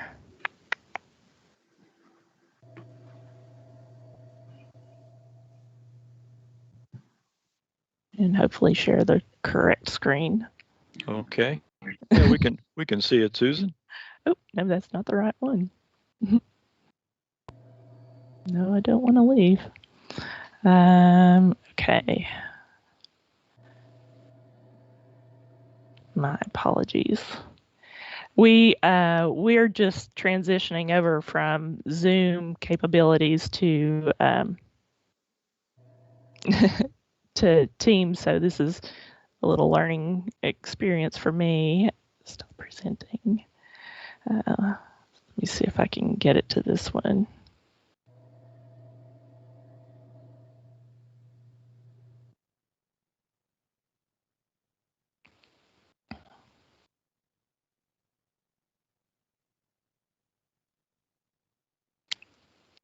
All right, yay, got it to the right one. Here we go. Well, thank you to TDF for allowing me to be here, and thank you to all the communities for all you do to protect the folks that live there and the property, and you do an amazing job. So I just want to give you a little bit of background about ARCD. It's the Appalachian Resource Conservation and Development Council, and we're a 501c3 nonprofit, and we've been in business for about 28 years. We're located in Northeast Tennessee, and our office is in Johnson City. And we began by serving a 6-county region in Northeast Tennessee, but now we serve, with a lot of our programs, we serve all of Tennessee and parts of Southwest Virginia, and some of our programs are actually nationwide now. And our primary areas of focus are conservation of natural resources and economic development. We work to accomplish our mission through programming that is environmental, agricultural, educational, and service-oriented in nature. And this is basically what the front page of our website looks like. So if you would like to know more about ARCD, just please visit our website at arcd.org. But one of our longstanding programs is the Wildfire Mitigation Project, funded through the Tennessee Department of Agriculture's Division of Forestry, which is what we're discussing here today. And ARCD's role is to fiscally administer the project in accordance with the guidelines and procedures set forth by TDA and TDF. So how is this done? So once the grant applications have been received by TDF, they provide their guidance to ARCD on the awards, as Robin had mentioned earlier. And ARCD composes the grant agreements between ARCD and the communities that have been awarded. And the designated community cooperator will receive the documents from ARCD. And so one of those documents, this is what the agreement or the contract looks like. It's pretty short, as concise as it can be. I mean, you know, we have other grant projects that these contract kind of things are pages and pages, and I really like that this one is very short and concise. So please do take the time to read that whenever you get this contract, and make sure that you understand all of the things that are in it. And if you don't, feel free to just contact me and we can talk about that and walk you through that. But so I'll send this out, and then there's a Title VI package that has to be reviewed. And this is required each year. And there's a 2-page survey, 2-page survey in there that looks like this, that basically needs to be completed and returned to me. And I have to have these back before I can actually sign the contract that you've signed, and, you know, make it official and ready to go. So I have to have all of that back. And the approval of the use of the funds are contingent upon both of these documents being returned to me and signed. And once I have those, I'll sign and return the agreement to the cooperator for their records. None of the costs can be incurred outside of the grant dates, and they can't be incurred until the community has received the contract back and that it is signed by me. And I get those out just as quickly as possible. We're a pretty small nonprofit, so it does take some time to work through each of the communities and make sure that we've got the information accurately entered, which is another reason to also review your contract when you get it. Just make sure there's no mistakes in the address or the contact information or the amount or anything like that, because I have been known to make a mistake. So let's just all work together to make sure that that's accurate.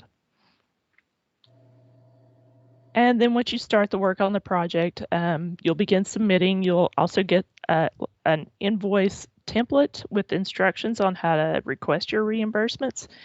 And so one of those tabs, it's an Excel spreadsheet, and one of those tabs has the instructions on it. It basically looks like this. It'll be the very first tab, and then you'll have other tabs for your invoices. And they basically look like this. So make sure that you indicate who we are to reimburse. So sometimes it might be an HOA, sometimes it might be an individual. So you just make sure that we know who we're cutting a check to, so that it goes to the right place at the right time. And then we do need the backup documentation, which is outlined here in number 3. And that is required by the Division of Forestry. And we don't really have, there's no way to really work around that. So we have to have that backup documentation. It's preferable that it comes to me as, say, in a PDF form, because I'm not able to convert all file types. But if I get it in some type of file type that I'm able to convert that to a PDF, then I'll go ahead and do that. But when I send those off for the reimbursement from Division of Forestry, I have to send it in this certain format. That's what they require, and we try to make everybody happy when we send those things in.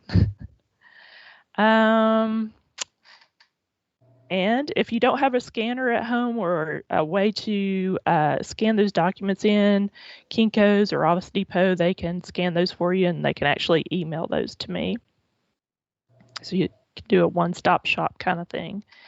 And the request should be sent in by the 15th of each month, and that gives us about 15-ish days between the 15th and the end of the month to make sure that we have all the documentation that we need before we cut checks and then send all this information over to Division of Forestry to look at. And the sometimes we do, TDF will come back and say, we need additional documentation. So if I reach back out to you and need some other form of information, you know, maybe it's a bank statement with the bank account number blacked out or something like that, don't be surprised. It's standard protocol. And, you know, this happens. We try not to make it happen very often, but it does happen. So, and that's about all that I have to say on that. I just want to provide you here with some cute llamas from one of our other programs, and this kid eating corn from one of our farm tours. Just something to make you smile today if you haven't had an opportunity to smile about something. And here's my contact information at Appalachian RC&D Council. It's susan@arcd.org. And my telephone number is 423-427-0560. And, you know, if you lose that, you can just always go to our website. You can Google it and find us pretty easily and find our contact information there.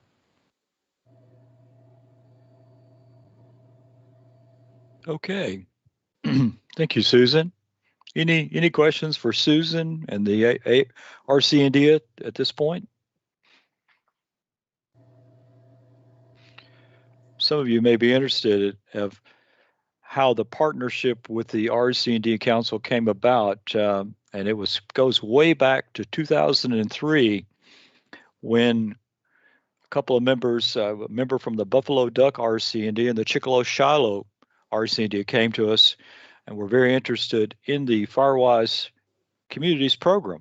They had been hearing about it and thought it was something that would fit very well with the communities that they were working with.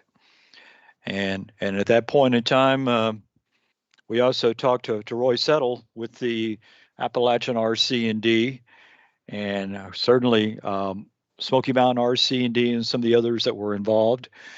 So again, it became a group of the RC&Ds working together to promote Firewise education.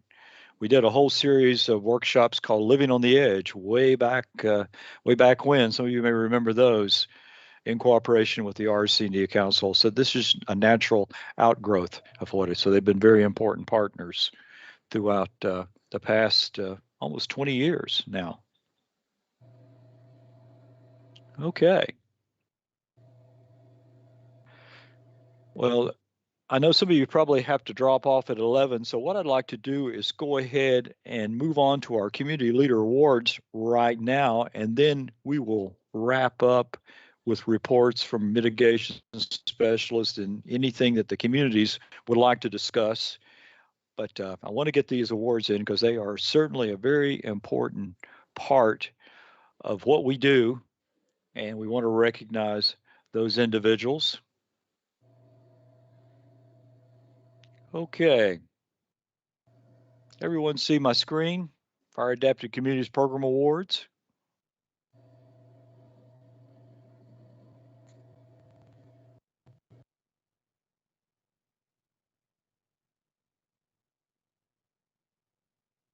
Oops, did I take it away?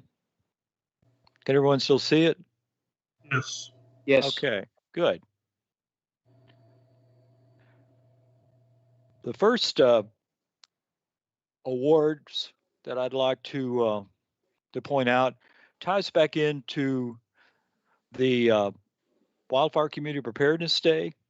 And again, nationally, that's celebrated or was celebrated Saturday, May 1st. And again, it's a natural campaign that encourages people and organizations to come together on a single day Normally, the first Saturday of May is the national recognition. Here in Tennessee, we do also sponsor 2 state wildfire community preparedness days, first Saturday of March and the first Saturday of October, because that fits a little bit better with the fire seasons that we have. We want to encourage people to begin coming together in March and cleaning up and doing a lot of the work out there. And it was a real challenge this year because we had, of course, with community gatherings, in-person gatherings being limited or on hold. This year's prep day was focused on what residents can do around their own home. So it was more of an individual effort than bringing the communities together. But one of the great things about the Community Wildfire Preparedness Day is State Farm sponsored some awards, some actually cash awards to communities and individuals to be able to recognize that. 150 communities received project funding awards this year to support activities that they were doing. And we actually had 5 here in Tennessee. And here they are again, listed alphabetically. Mark Bernard, Top of the World Community. Michael Dew, Fawn Hollow Community. Brian Currens, he's a teacher at Dobbins Bennett High School in Kingsport, and he has provided a lot of wildfire education and actually has a group of student volunteer firefighters that he's organized there at Dobbins Bennett to work with the communities. And certainly Brian has also attended our Tennessee Certified Burn Manager workshop. He's also a certified burn manager. So he's been very active. Julia Lowe with the East Gatlinburg community, and Weston Holfacker with the Stonegate community. Those are all communities and individuals that were awarded funds to be able for their community wildfire protection. So we're very excited to announce that as well. Getting to Firewise communities and recognizing Firewise communities, we always like to see communities when they that have worked long and hard to be able to do the work. And this year we want to put a spotlight on the Cumberland Lakes community, which is celebrating their 15th year as a Firewise USA community. They will, if they haven't already, they will be receiving a sign and information there, and we'll be recognizing them as well. So congratulations to Cumberland Lakes for the work that they're doing. And then we have 2 special awards, 2 community leader awards that we would like to present. And I will admit, this is a little awkward doing virtually. We love to be able to come and see each other and applaud and make these awards. Normally we would be presenting Cumberland Lakes their sign at these meetings, so we're not able to do that. So we have some virtual plaques, I guess you would say. Leon Kantz has worked and put together plaques, and we'll be getting these plaques to the individuals.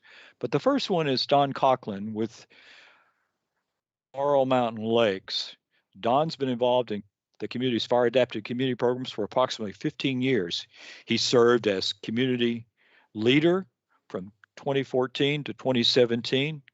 He's been the president and vice president of their homeowners association, as well as a Firewise committee member and homeowner.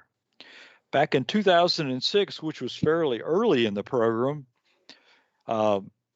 he attended a home assessment training that we did, and it's something that the Division of Forestry did to train community leaders and others out there.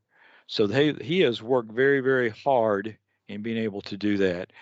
They've, again, with Lone Mountain Shores, particularly between the periods of 2016 and 2010, they were able to get their CWPP approved. They began moving forward with that, particularly the action plan. They did a lot of chipping in that community using our chipper that was available. They've sponsored many Firewise days and made that information available, educational efforts. They've been a big promoter of the Fire Adapted Communities concept and the Ready, Set, Go program. And they've received several grants over the years. I think they've got a total of about $41,000 that they've received in grants for community education, tools for homeowners to borrow, as well as hazard fuel removal. So we just want to recognize Don and in his appreciation of 15 years of outstanding leadership in making Lone Mountain Shores a safer place to live. Congratulations, Don. And then our second award goes to Cindy Mitchell with the English Mountain community. And we want to recognize work that she has done to make English Mountain a safer communication. She served as Firewise community leader from 2013 to 2018, and she's given a uncountable number of hours to that community and has really spearheaded a lot of the work that's been done up there. Under her guidance, the community has received 2 grants totaling $30,000. They received tools and a chipper that homeowners can borrow, and they've developed their own community-wide fuel reduction project out there. She's always, in the times that we've had in-person meetings, she's been a regular speaker. She shared ideas. She has definitely provided all of us with information about how to do that. She resigned as Firewise community chairperson in 2018, but she's still been very, very involved with all the work. And when the new chairperson came on board up there, she went to great lengths to ensure that they would be successful in their work. So we really honor the work that Cindy has done. So for both Don and Cindy, congratulations. I can hear all the applause out there right now for them. Okay.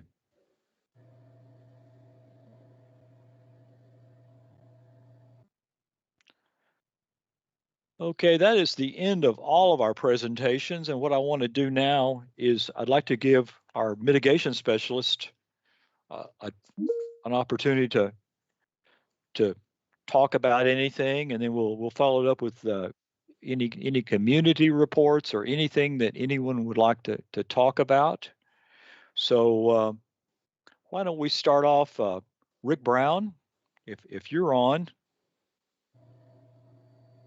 If there's anything that you would like to say. I'm here. Okay.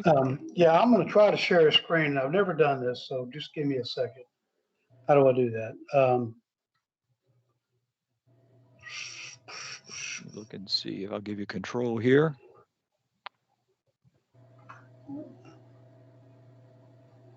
Should be able to go up to the little arrow in a box up at the top, and it says share content. I'm not seeing an arrow, but how about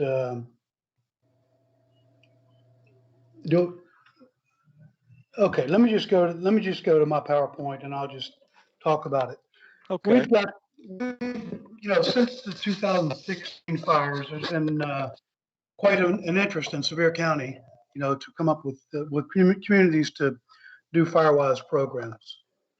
In total, we've got 7 active or recognized communities in Sevier County. That's East Gatlinburg Community, the city of Gatlinburg itself, Pittman Center Community, Chalet Village, Cobley Knob, Oak Hill Road is actually over in just outside of Pigeon Forge, and of course Sevier County FAC program. And Dave Puckett there with that program is doing a marvelous job of trying to pull all these communities together. We were before COVID hit, he was doing monthly meetings trying to get all these programs that are scattered throughout the county together to work together and share information basically.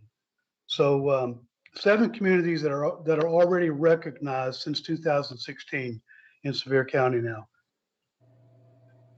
We're also working with 3 other communities right now in the Gatlinburg area. All of them are relatively close to Gatlinburg. Norton Creek community, which is just outside on the spur, if you're familiar with the area, between Pigeon Forge and Gatlinburg. Douglas Lake Resort, which of course is in Sevier County, actually in Sevier and Jefferson County over on Douglas Lake.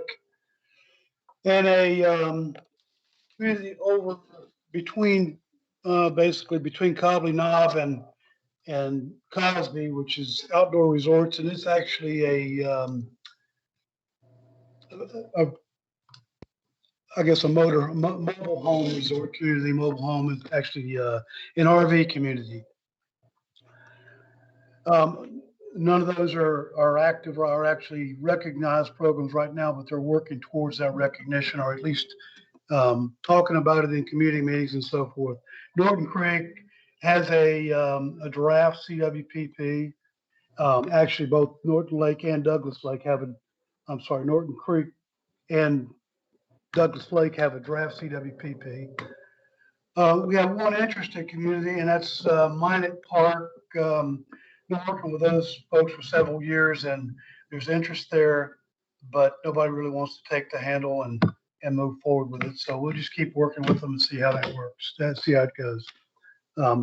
That's kind of the update for right now. Sorry I couldn't share the PowerPoint with you. Oh, that's fine. That was a good update, Rick. Thank you. Okay, staying in the East Tennessee area, we'll go ahead and move on to Leon Kantz. Leon has probably worked longer than anyone. All of you certainly are very familiar with Leon's work that he has done in East Tennessee with the program. So Leon, do you have an update for us? Yeah, it's rather general, but just first off, I want to thank all of the communities that I worked with over the last year. I mean, they're just, as all the community leaders, they all worked very hard at making their communities safer. I just have a couple of general comments to make, really. Early on, State Forester David Arnold encouraged us all to continue to increase our knowledge. And the best way I know to do that, I mean, in addition to, all of the, common websites you can go to get information, but the best thing I guess the best thing I could share with the group, if you're really interested in fire adapted communities information, is to actually go and join the Fire Adapted Communities Learning Network. It's they have a blog that you can subscribe to, and they provide you information almost daily. It comes from all across the country, and a lot of it, you won't use, but every now and then, it'll give you some new ideas, because especially if you're a leader that's been around for a while, you're searching for new ideas to keep the residents in your community interested. And just an example, just a week ago, they posted a document there that's called "It's Not Just You: Burnout and Stress in the Practitioner Community." And so that is just an example of the type of support you can get by subscribing to this. So the last thing I want to mention kind of goes back to burnout.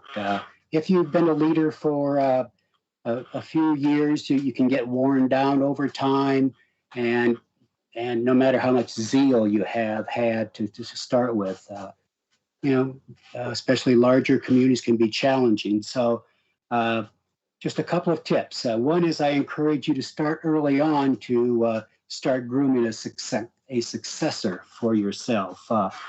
Share the workload, with your Firewise committee members. And then lastly, just remember that fundamentally the responsibility of your community's safety is not you. You know, the responsibility for the community's safety is the community itself. So you know, work with others and try to remain. I guess you'll be able to remain more. Productive by sharing the responsibility, and that's all. And just yeah, thanks to all the leaders for all the hard work. Okay, thank you, Leon. Tom Simpson. Tom Simpson worked with us for many years, retired, and has come back with us working part-time. So Tom? Sure, throw the newbie in there. I'll throw you in there. Yeah. Tell us a little bit about yourself. Well, for anybody that's interested, I walked in last February, right smack dab into the pandemic, and it's like, let's throw him in the deep water to start with. So my first emphasis was to been assisting Rick and Leon, who's had 10 times more experience than me. I did help teach the S215 Urban Interface Fire class and was involved as Robin was saying with fires for many years with TDF. So I'm not totally strange to this, but the Firewise concept, all of it. And so we started working with to assist the communities. And then I'll just mention the three that we've had recently that were big. City of Knoxville with 300,000 residents requested some fire adapted community training so that they could look at certain subdivisions within the city of Knoxville. And so we've talked to them about that concept as well as Firewise. And they're in the process now of trying to identify communities within the city that would be high risk for fire. And once that's identified, then we're going to go in and do some educational process with them. Blackberry Farms is a resort on Walden's Creek up on top of the mountain, Bluff Mountain, which Bluff Mountain continually has a big, huge fire issue. In 2016, their property was actually burned. Part of it was burned in a large fire during all that concept or during that period of fires that we had in the drought of 2016. So we pulled together everybody and toured it, including Robin and several of TDF, and we've met with their officials and we turned in a large report to a fire adapted community concept for that community. So hopefully they're sitting right up on top of the ridge, and we hope that we're going to be able to convince them to adopt some standards for wildfires. And then recently, Leon and I went down to Ball Play, which is a volunteer fire department within the Monroe County district. And Leon gave him a talk about Firewise. So they're looking at not pulling out, but to adopt Firewise standards just for their district. And they're already in the Monroe County entire plan, but they're looking at doing one for their district. So some interesting concepts being thrown out. So that's all. Okay, thank you, Tom.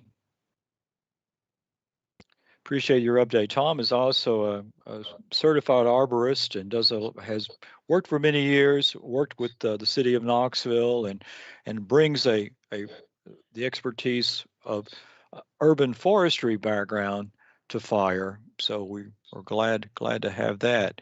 And then rounding out our group is Michael Durfee, and Michael comes to us retired from the U.S. Forest Service, and is now handling Middle and West Tennessee communities. So Michael, I'll go ahead if you want to provide an update for us. Sure. Well, good morning to everybody. Michael Durfee. It wasn't the Forest Service. It was the U.S. Fish and Wildlife Service. Oh, I'm sorry. But you did work with the Forest Service weren't you with the Forest Service at one point? Nope. Park Service. Okay, sorry. My bad. Park Service and Fish and Wildlife. Okay. Yep. I'm like Tom, I'm kind of new to the whole system. So gathering up all the information that I need to basically start getting a handle on the communities, because I primarily cover everything, I'm going to just say roughly from I-75 to the Mississippi River. So a rather large area to cover. But I'm actively working right now with 2 communities to start the process of getting their community wildfire protection plans going. One is up in Sequatchie County, Fredonia Mountain Nature Resort, and the other one is a rapidly developing community in Marion County called Jasper Highlands, which is also where I'm a resident of. So rapidly changing environments up here on the Cumberland Plateau. And I'm also talking with a fire department in South Pittsburgh Mountain, which has had several fairly good-sized wildfires this year already. So we're trying to start to incorporate those. Plus, I'm gathering information on the communities in my area that are already in the Firewise program, just to kind of get in contact with them here in the next couple of weeks, now that COVID is kind of subsiding a little bit, and get that information and chat with them to see what I can do to provide with them. Plus also getting with the district assistant foresters to, just introduce myself and my capabilities and whatnot. So just kind of new to the system, but it's I've worked in wildland fire for over 30 years, both with the National Park Service and the U.S. Fish and Wildlife Service, and retired from Fish and Wildlife as a a zone fire management officer, and I covered 5 states in the Northeast: New York, New Jersey, Pennsylvania, Delaware, and Maryland. So it was nice to come down here to Tennessee and retire, and looking forward to getting out and meeting everybody. Okay, thank you, Michael. It's great to have you working in the area up there. I think we're very fortunate to be able to have such talented and experienced wildfire mitigation specialists to work with us. They bring a wealth of experience from agencies such as the Forest Service, U.S. Fish and Wildlife Service, our own agency. There's no way that we could provide the staffing, and they're a tremendous resource for our local districts as well to be able to draw on. So we really appreciate their efforts. Well, at this time, we're a little bit over our time, but I do want to open it up for any questions and answers. We did pick up a lot of good questions during the presentations, which I was very, very glad of, but do want to go ahead and open it up for any questions or comments or anything that participants may have. And again, you can put it in the chat, or you can unmute yourself and talk with the group.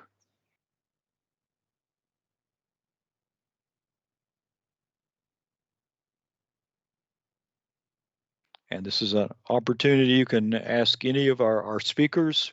Look like presenters are still on if you need to ask anything of them as well.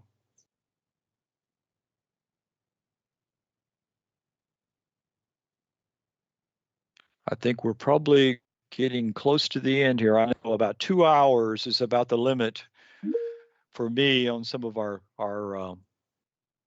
program. Dave Fiorella had just put a comment in. Our mitigation specialists are invaluable to the program. And of course, Dave, I want to recognize Dave and all of his efforts. Dave started with us as a contractor working in Middle and West Tennessee, and a lot of you know Dave very well and worked with him very closely. And Dave now essentially works for the Division of Forestry. He's now our fire program specialist for operations. So we're glad to have him on board. But he still works with some of our program aspects as well too. So.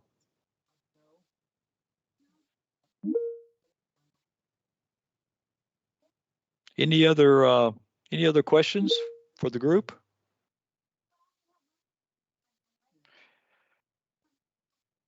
I'm going to leave this chat feature open for a little while after the conference. And again, if you leave it open, if there's something that you think about, you want to get back in there, you should be able to access it.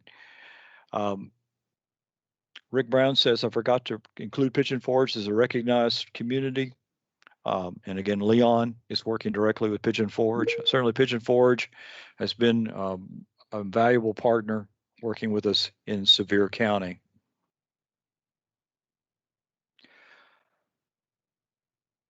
As I said, we will make these presentations available. I'll be getting if you are on my distribution list, I will send out the information on how to access those, how to access the recorded portion of the program. You know, feel free to share any information that you need to with community members. And I really appreciate all of you being able to spend some time with us this morning.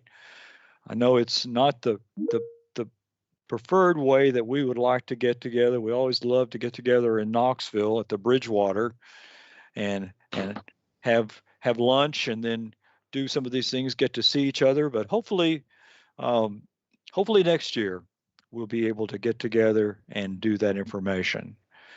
Tim has put together put a link up of the Firewise communities in Tennessee for you, so that information is there. So please go to TN Wildland Fire and check out our facilities there. Megan, thanks for joining us from Firewise. Thanks to all of our speakers. Thanks to all the community leaders. And if there's nothing else, I'll go ahead and close out this meeting. And again, Robin? Yes. I would like to thank you. I think on behalf of all of us, we share the same. Thank you for a wonderful presentation. It was very informative and it kept us on focus, and I think will help us in our responsibilities leading forward with our fire mitigation with our communities. So thank you very much. Okay. Thank you, Michael, and congratulations for the State Farm Award. That's great. Thank you. Okay. Well, I'm going to close this thing out. And again, you've got our contact information. If we can help you in any way, please be in touch. So hope you guys get out and enjoy the beautiful weather that we're having, and we'll talk to you again soon. Thank you.